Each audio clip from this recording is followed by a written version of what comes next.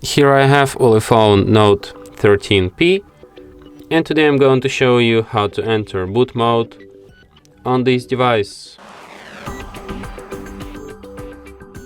So firstly you have to turn your ULEFONE off,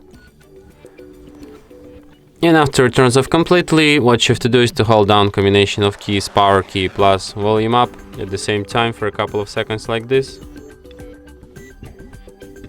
And after that you'll end up in the boot mode.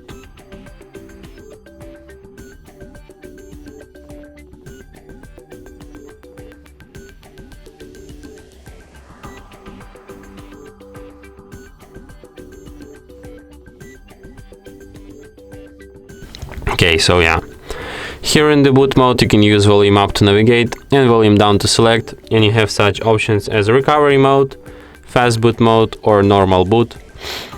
So if you want to quit this mode, just select the last option, normal boot, and your device will be restarted as usual.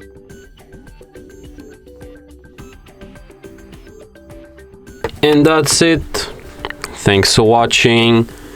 If you find this tutorial useful, don't forget to hit that like button and subscribe to our channel.